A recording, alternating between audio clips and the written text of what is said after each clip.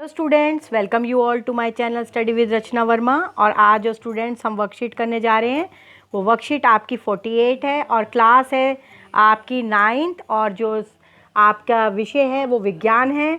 और स्टूडेंट्स जो आज की डेट है वो आपकी 23 अक्टूबर 2020 है। और आज का जो टॉपिक है वो है उत्तक जटिल स्थायी उत्तक जाइलम।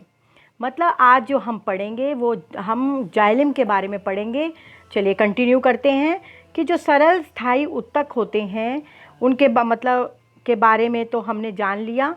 वे जटिल स्थायी उत्तक क्या होते हैं, हमें जो आज पढ़ रहे हैं ये है कि जटिल स्थायी उत्तक क्या होते हैं और इनके जो हैं पादपों में क्या कार्य होते हैं। पादपों का मतलब होता है बेटा प्लांट्स।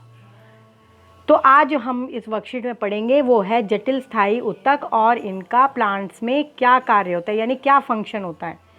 तो जटिल स्थायी उत्तक एक से अधिक प्रकार की कोशिकाओं से मिलकर बने होते हैं। देखिए जो जटिल उत्तक होते हैं वो एक से अधिक कोशिकाओं से मिलकर बने होते हैं, लेकिन ये सब एक यूनिट में यानी ये सभी कोशिकाएं मिलकर एक इकाई यानी एक यूनिट में रहकर किसी विशिष्ट कार्य को पूरा करते हैं। मतलब प्लांट में अगर ये सारी कोशिकाएं एक से ज़्यादा हैं लेकिन ये एक इकाई के रूप में काम करेंगी, और किसी भी पौधे में।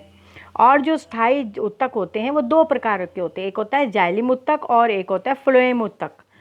और आप मतलब अगर आपसे क्वेश्चन पूछा जाए कि जो स्थायी उत्तक होते हैं वो कितने प्रकार के, तो आप बता सकते हैं जाइलम उत्तक और फ्लोएम उत्तक।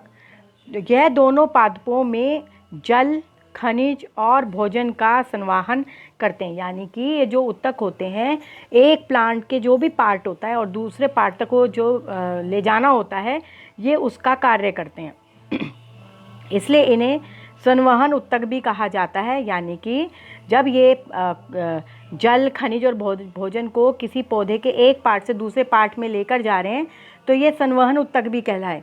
पादपों में ये उत्तक सामान्य तौर पर साथ साथ स्थिर होते हैं, जिन्हें संवहन जो है बंडल कहते हैं। यानी ये पादपों मैंने अभी आपको बताया प्लांट्स को कहते हैं।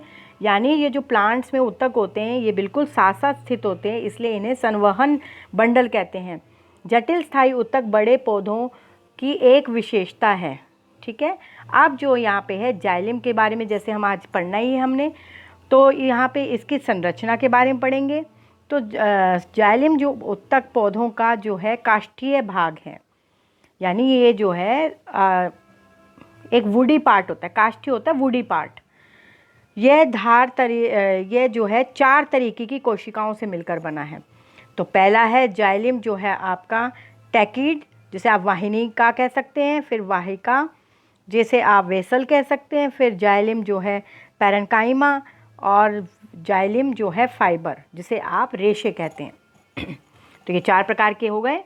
ठीक है, आके देखिए, द्वार से देख लीजिए, मतलब 4 प्रकार के रट लीजिए कि जो जाइलम है वो 4 प्रकार की होते हैं। तो जाइलम टैकिड्स और जिसे आप वेसल कह सकते हैं या वाहिका कह सकते हैं, फिर जाइलम पैरेन्कीमा या जाइलम फाइबर या रेशे। मतलब जाइलम फाइबर कह लो या रेशे कह लो। जाइलम पैरेन्कीमा के अलावा अन्य परिपक्व जाइलम कोशिकाएं जो है मृत होती हैं, और वाहिनी और वाहिका की कोशिका जो भित्ति होती है यानी जो इनकी वॉल होती है वो मोटी होती है, और यह दोनों मिलकर जो है नालिकार मतलब जो है संरचनाएं हैं।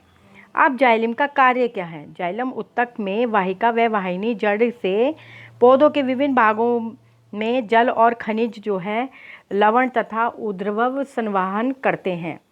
फिर है जाइलम फाइबर जो है आपका स्क्लेराइकमा से बने होते हैं। यह पौधों को जो है दृढ़ता प्रदान करते हैं, यानी उनको सपोर्ट करते हैं। और जाइलम जो है पैरेन्काइमा भोजन संग्रह वह पार्वीय संवहन में मदद करते हैं, यानी ये भोजन को इधर उधर देते हैं ना, इसीलिए जो है पार्श्वीय संवहन में मदद करते हैं। तो आज की आपकी वर्कशीट आपको अच्छे से समझ आ गई होगी कि हमने आज जो पढ़ा वो है जटिल आपकी उत्तक। और जटिल उत्तक जो हैं यानी वो 2 प्रकार मतलब बहुत सारी कोशिकाओं से मिलकर बने हैं लेकिन एक इकाई के रूप में काम करते हैं, और ये 2 प्रकार के हैं, जाइलम उत्तक और फ्लोएम उत्तक। जो आपके जाइलम उत्तक हैं वो जो है एक पार्ट से दूसरे पार्ट में पौधों के जल, खनिज और भोजन का संवहन करते हैं, इसलिए ये संवहन उत्तक कहलाते हैं। ठीक है, और ये आसपास रहते हैं इसलिए संवहन बंडल कहलाते हैं, और ये इसके जो है कार्य हैं। अब इससे रिलेटेड यहाँ पे 4 क्वेश्चंस हैं। जटिल स्थायी उत्तक क्या होते हैं, इनके नाम लिखिए।